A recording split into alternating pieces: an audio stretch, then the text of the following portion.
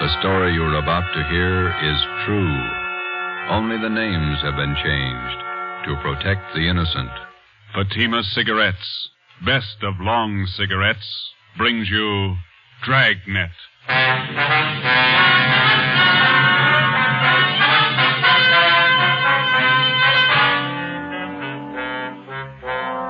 You're a detective sergeant. You're assigned to Juvenile Bureau. A rash of crimes has broken out in your city.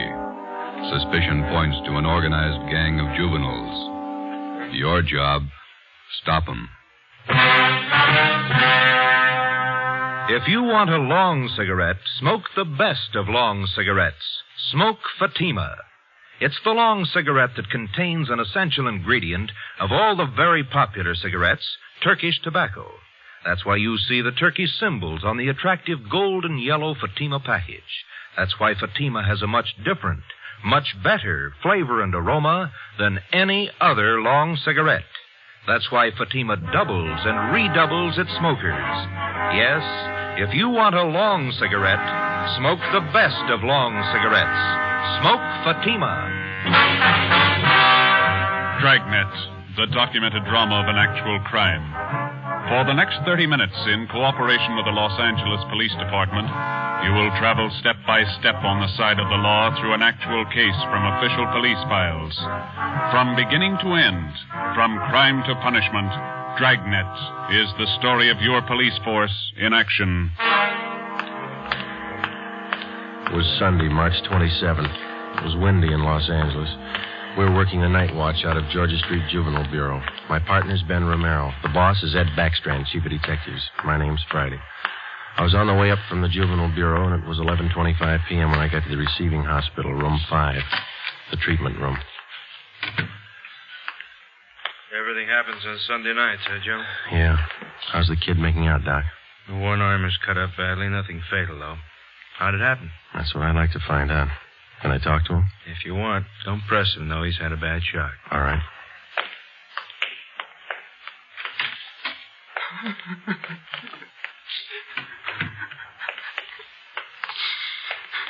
Officer here to talk to you, son.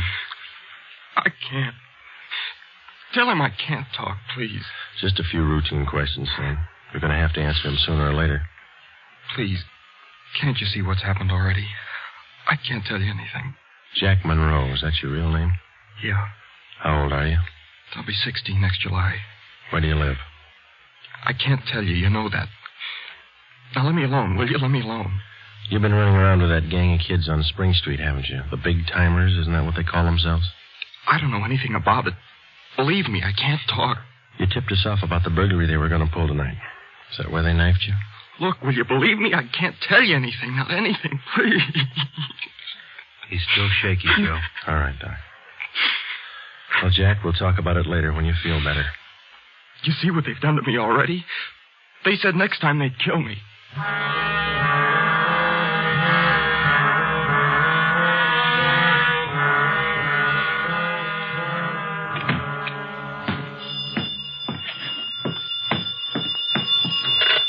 Juvenile Bureau, Friday. Yeah, okay, Fred. Goodbye. How'd you make out, Joe? Not very good, Ben. Captain Bowling come in yet? He checked in while you were gone. Wants to see us. Okay. The kid tell you who knifed him? No, I scared him good. He wouldn't tell me a thing. Did you get a line on the boy's parents, Friday? I got a hold of his father. He's on his way in. How's the boy? Bad knife wounds. Nothing fatal. You know the boy? Not till this afternoon, Captain. He tipped us off about a burglary a gang of young kids were supposed to pull tonight. Did it go through? No, but 2 hours ago, this Monroe kid was found in a vacant lot down on Olympic, cut up pretty bad. The gang must have pegged him. How long is it going to take you to break that up? Well, we're just starting to get a line on him, Bob. Must be nearly 100 in that gang. And every one of them working hard. Take a look at the pin map over here. This spot here, look at it. All the jobs pulled during the last month, huh? The last 5 weeks, up to date. Red tabs for burglary, must be more than 100. The robberies, green pens, count them, at least 50. And there's 5 more orange ones I added for the weekend, auto thefts. You bet those kids are working hard. We got a lead on them. That's more than we had last week. You have to push it harder. Here's the big reason. This line of fins, brown and black. Purse snatchings. Purse snatching and rape. 26 of them in the past 5 weeks. They're pretty well concentrated in one area here. That's right. Now, what's the lead you're working on? Right there on the pen map, Captain. Huh? Well, these 2 blocks here, Bob, where Franco Alley intersects Spring Street. Well, what about it? Well, it's the only clear area for a dozen blocks around. There's not a colored pin on it, you see? Yeah. Now, all the rest of the pins, the robberies, burglaries, attacks, they all seem to branch out from this same spot right here in definite patterns. Franco Alley and Spring Street. You figure that's the focal point for the gang? Well, it's got all the marks. For instance? Oh, we've been checking that neighborhood for a week. We got it narrowed down to one place. Right on the corner of Franco and Spring. What is it? It's a soda fountain. It's pretty typical. Only it stays open all night, and it gets a pretty good play from kids. It's a regular hangout, Captain. Pretty tough youngsters. None of them over 18. Who runs the place? Guy named Eddie Ramsey, small-time con man. Had a run-in with him when we worked bunco detail. I remember the name. Smart mouth. Tried to give us trouble when we talked to some kids in there last night. He's got a place set up for him in the back of the store, kind of a club room. It sounds like a good lead. What are you doing about it? Well, just a minute. Captain Bowling. Yeah? Who? Yeah, we'll be right down. The Monroe kid, his father's downstairs, cursing every one of us. What's his problem? Can't understand how his boy got into trouble. Come on, Ben, let's tell him.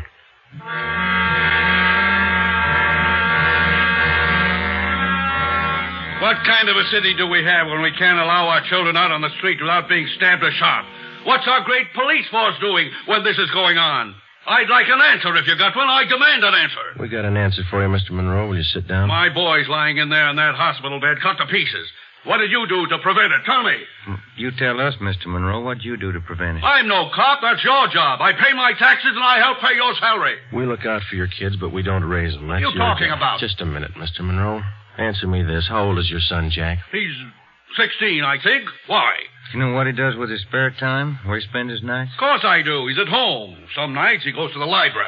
And you don't know much about your son, Mr. Monroe. For the past month, 4 nights out of 5, he's been hanging around with a gang down at a soda fountain on Spring Street. He's down there as late as 2 a.m. He says he goes to the library. How do I know? I'm a busy man. Did you know that your son is mixed up with that gang? He's not mixed up with a gang. A bunch of small-time thieves, but they're growing. They started with purse snatching, breaking in parked cars, burglarizing candy stores. You don't know what you're talking about. Wait a minute, please. And then they took up robbery, stealing cars, beating up girls, women, attacking them. You're crazy. Jack's not that kind. He's part of that gang, and right now we hold all of them responsible. My boy wouldn't do anything like that. He's a member of that gang, he told us. They're the ones that knifed him tonight. That's a lie. Jack's not mixed up with anything like that. You believe anything you want, Mr. Monroe. We're going to protect your boy as much as we can, but don't expect us to raise him for you. Now, you better take a free piece of advice. You keep your advice. Jack's not in this. You can't prove he is. We're not out to prove anything right now. But you catch up with that boy of yours. Keep him off the streets before it's too late. Are you threatening me? No, sir, advising you. Next time we might meet at the morgue.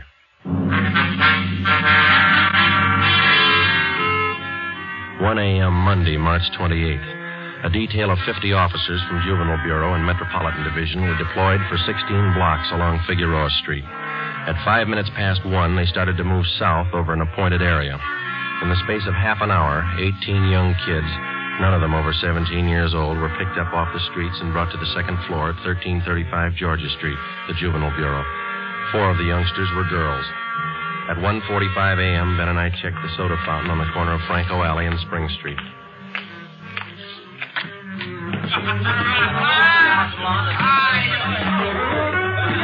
Same bunch, Joe. Business as usual. Yeah, come on. Hey, Teddy, the Bulls. They're back again. Same guys. Go back and tell Eddie. Hey, look, why do you guys have to keep tracking us, huh?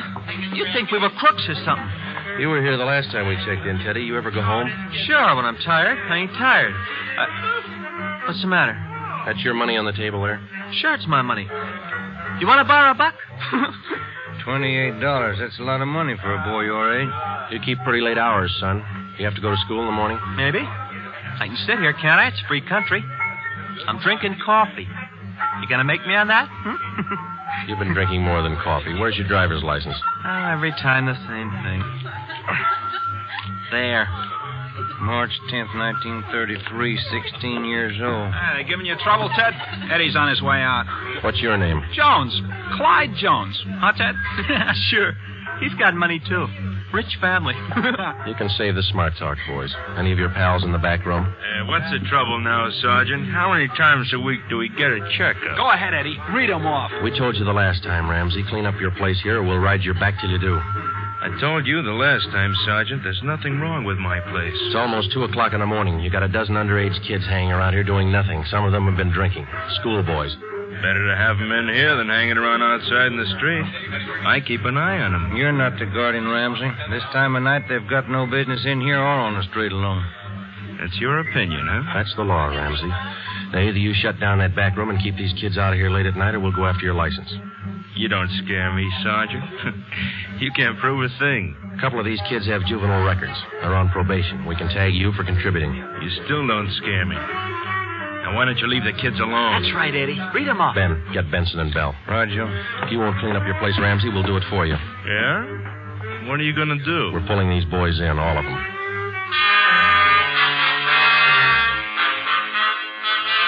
(2:25 a.m. Monday, March 28th. The Dragnet operation had netted 30 juveniles, 26 boys, 4 girls. 24 of the children were between the ages of 16 and 17. They were lodged in the assembly room at the Georgia Street Juvenile Bureau. The other half dozen were 13 and 15-year-olds. They were taken to the juvenile hall at 1369 Henry Street.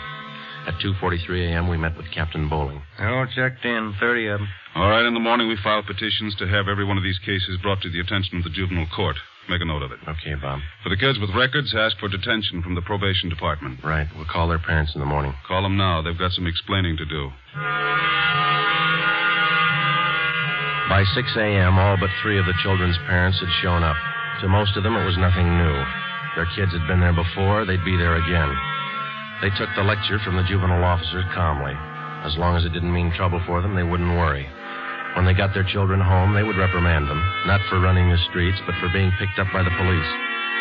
Ben and I had seen the cycle of the young criminals start before, 100 times over. It had a lot of different endings, most of them sour. During the next week that followed, we booked an average of a dozen juvenile delinquents every night. The clampdown continued, so did the crime wave. 10 burglaries, 4 robberies, 8 car thefts, 6 purse snatchings, 3 assaults on women. 1 week's work. Picked up a new angle on Ramsey today, Captain. He might be fencing for the gang. Who gave you the tip-off? One of our informants. Ramsey's brother lives out in the valley. He's supposed to be pushing the stuff. You check him out? Yeah, couldn't get a thing on him. Well, it might explain what attracts the kids to that soda fountain. It explains those $20 bills the kids are flashing. They steal and rob, and then they sell the loot to Ramsey for nothing. Another thing. Ramsey keeps his place open all night, and there's no reason to. He doesn't get that much trade. It's only from the young gang that hangs around there. You question the kids. How do they account for having all that money? Well, most of them say Ramsey lends it to them. They say they pay him back a little at a time. I think he's fencing for the kids. Have you tried to get his license? No luck, Captain. We can't prove a thing against him. Then we'll do it the hard way. Sweat it out. That night, we drove out to Ramsey's soda fountain and asked him again to clean up his place, to keep the young kids out after 10 o'clock at night, to stop lending them money. He refused. There was nothing we could do. His business was a public place. He could not be held responsible for any of his patrons. In the next 10 days that followed, Ben and I haunted the sidewalk outside the soda fountain. We questioned every youngster as they entered and left. We made more than a dozen arrests. Many of the kids had been drinking heavily. We found some of them under the influence of narcotics. But Ramsey was still in the clear. The crime wave continued sporadically. Ben and I waited for our chance. It was a long time coming. Thursday, April 14th. We had dinner at Johnny Cokin's place, and it was 10:35 p.m. when we checked back in at the office. Hot shot. Grab it, Joe. Yeah. The terminal on Market Street, a 459 and shooting. The terminal on Market Street, a 459. Let's go.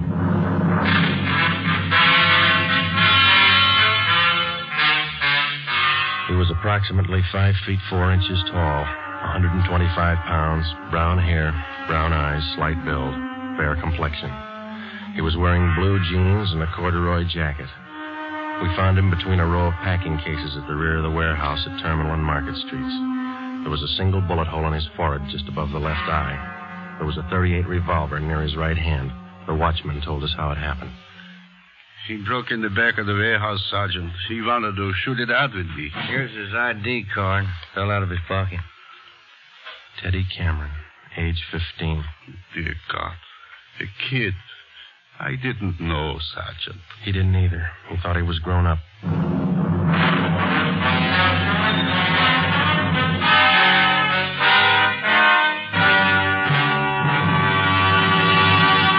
You are listening to Dragnet for the solution to an actual case from official police files. Now, here's the solution to many of your Christmas shopping problems. If your friends smoke a long cigarette, give the best of long cigarettes. Give Fatima, and all is well. Fatima. The long cigarette that contains an essential ingredient of all the very popular cigarettes, Turkish tobacco. Give Fatima, and all is well. Fatima.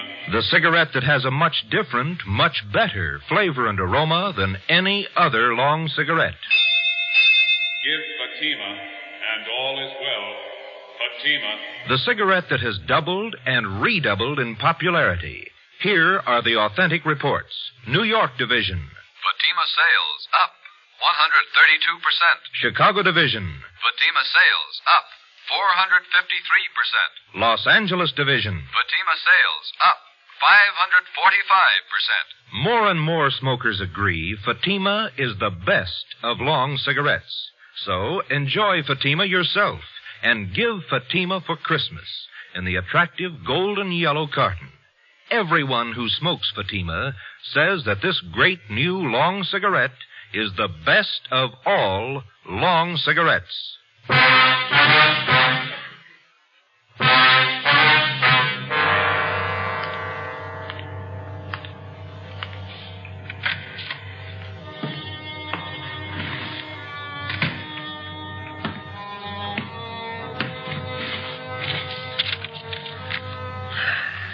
Los Angeles Police Department, Form 311, Dead Body Report.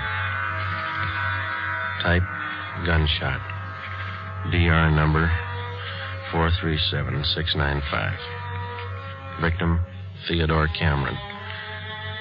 Residence address, 960 Charter Street. Date and time of death, Thursday, April 14th, 10:35 p.m. Place, Terminal and Market Streets, South State Warehouse. Cause of death, gunshot. Motive or reason, attempted burglary. Time discovered, 10:40 p.m. Removed to County Morgue. Discovered by Carl Hyba, night watchman. Identified by Barbara Cameron, sister. Description of victim, male, Caucasian, age 15, height, weight, so-and-so, occupation, student, descent, English, so-and-so, witness, signed Joe Friday, serial number 2288, age 15.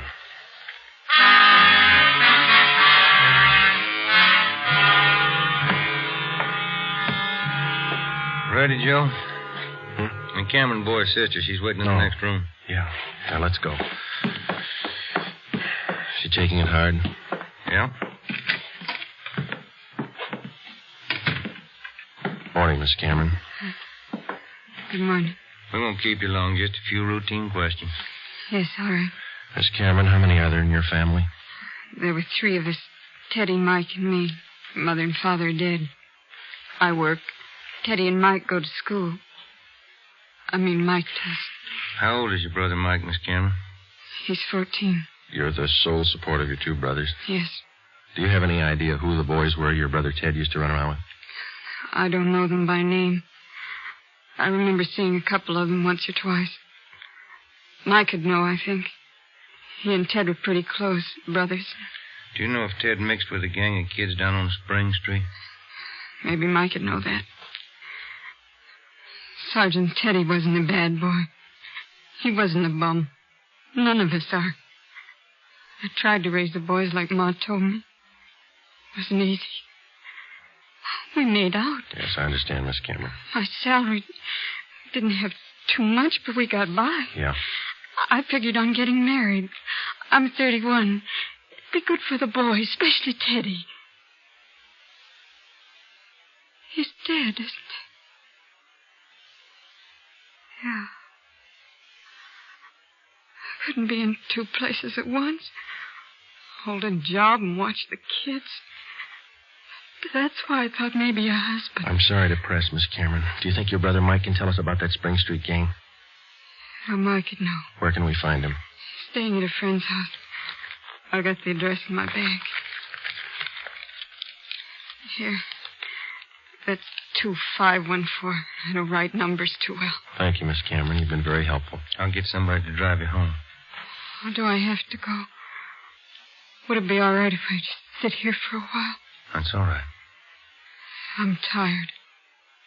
Real tired. 2514 West Serrano Street. That was the address Barbara Cameron had given us. It was the home of Mr. and Mrs. Jean Brewer, high school friends of the dead boy's sister. We talked to Mike Cameron. He told us that his brother Teddy had been running around with a gang down on Spring Street. He identified Ramsey Soda Fountain as the hangout. It was 2:25 p.m. when we got back to Georgia Street Juvenile Bureau. Hi, guy. Juvenile Bureau, Romero. Yeah, hold on, I'll call him. You, Joe. Thanks. Friday. Joe, this is Canfield in burglary. Yeah, Homer. You're working that Cameron case, aren't you? Yeah? I just got a report on one you might be interested in, out of the same neighborhood. Distillery prowl. What do you got on it? Looks like a juvenile M.O. They got away with 7 cases of Scotch whiskey. Expensive stuff. Okay, we'll hop on it. Bubeck Warehouse, Crocker at 7th. Miss Elizabeth Rice was the auditor in charge at the Bubeck Warehouse. We located her on the mezzanine office row. It was her job to keep a running inventory on all incoming and outgoing liquor stock. She knew her job well. As you know, Sergeant Friday, each and every bottle of distilled spirits carries a United States Internal Revenue stamp. Yes, ma'am. Each stamp carries a serial number together with the name of the firm to whom the stamps are issued. Well, Miss Rice, in the stuff that's missing, the stamp on each bottle carries the case number. Is that right? That's right. Now, what did I tell you? Oh, yes, I have it right here. 7 cases of high-grade blended Scotch whiskey. Now, I have a bottle identical to those in the missing cases. Yes, I see. Now, if you'll just look here. Yes, ma'am. The number on this stamp here, 368-227-9956, followed by the firm name. Could you give us the numbers of the stolen cases? Now, I have them typed out for you right here. 7 cases, 12 bottles to the case, Canada Dry Incorporated, 4 of the red label and 3 of the black label, Johnny Walker. All right, thank you very much, Miss Rice. And you think that this might be a juvenile case, Sergeant? Yes, ma'am, we do. 7 cases, that's close to $600, isn't it? We've lost a great deal more than that, Sergeant. The insurance company makes up for the liquor loss. Yes, ma'am. Those youngsters, who makes up for them? Ben and I left the Bubeck Warehouse with a list of serial numbers of the 7 cases of stolen liquor. We headed back for the Juvenile Bureau. We figured that there was a strong possibility that the Spring Street gang was responsible for the warehouse liquor theft. How were they disposing of the stolen property? That was the key question we had to answer. Ben and I had a hunch and a tip from an informant that the young gang was operating under the guidance of a fence, a man or woman whose job it is to dispose of stolen property. The gang members were close to Ramsey at the soda fountain. Ramsey was the logical suspect. All right, now suppose they did steal the liquor. Suppose Ramsey's a fence. What's he done with the stuff? I don't think he's turned it this fast, if he's turned it at all. He wouldn't keep it at the soda fountain, no liquor license. And we've been around too much. He wouldn't keep it in his house. He lives in the rear of the fountain. It's too hot. Only leaves one other location that we know about. His brother's place in the valley. It was 5 minutes to 10 when we turned left off Ventura Boulevard onto Sepulveda. Ramsey's brother had a small farm about a mile and a half off the highway. It was a modest white frame house planted squarely in the center of an acre of ground. An unpaved driveway led off to the left of the house to the garage. Pull up here, huh? Yeah, okay. Yeah, it looks kind of quiet, no lights. Let's go.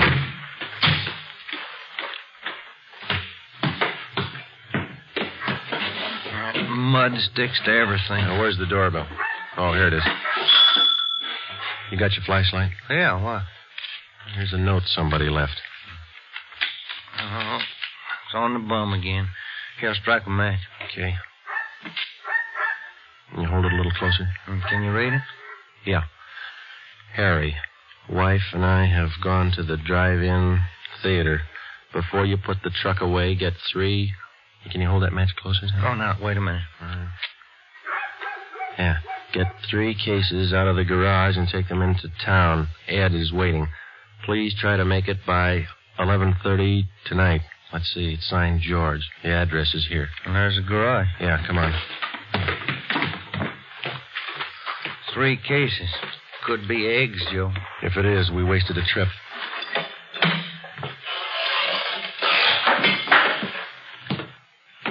Oh, I'm out of matches, Joe. All right, here, use mine. What was that? Checking. Come on. See anything? No.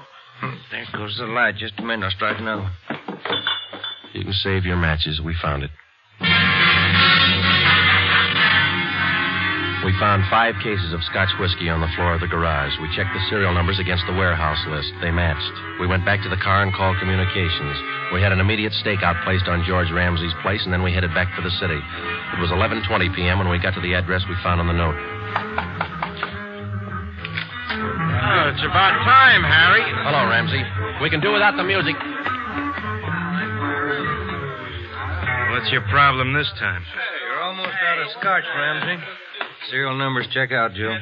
Sorry I can't offer you a drink. We're too old to drink here, aren't we, Ramsey? Where's your phone? You want to invite somebody? You can see we're out of booze. You got a phone?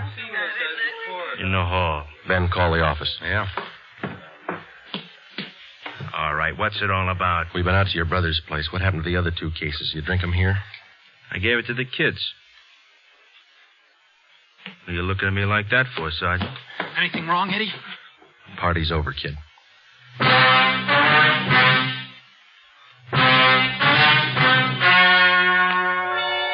The story you have just heard was true. Only the names were changed to protect the innocent. On June 5th, 1949, trial was held in Superior Court, Department 74, City and County of Los Angeles, State of California. In a moment, the results of that trial. Earlier tonight, you heard the reports of amazing increases in Fatima smokers from New York to Los Angeles. Yes, all over the country, Fatima is doubling and redoubling its sales. And here's reason 1. Fatima is the long cigarette that contains an essential ingredient of all the very popular cigarettes, Turkish tobacco. Reason 2. Fatima has a much different, much better flavor and aroma than any other long cigarette. Reason 3. To millions of smokers, the name Fatima has always stood for the best in cigarette quality. Smoke Fatima, the best of all long cigarettes.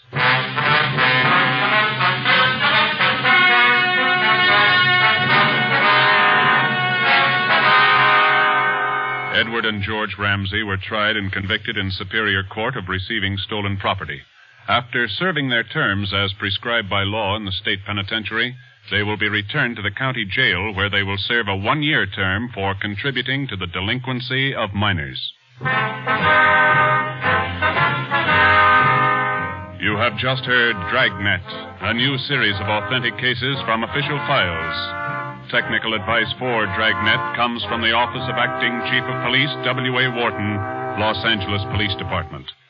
Honoring the city of Greenwich, state of Connecticut, and the men who make up the Greenwich Police Department, another of America's great law enforcement agencies. One of these men, Chief John M. Gleason, FBI National Police Academy graduate, who dedicates his life to making yours more secure. Fatima Cigarettes, the best of long cigarettes, has brought you Dragnet from Los Angeles.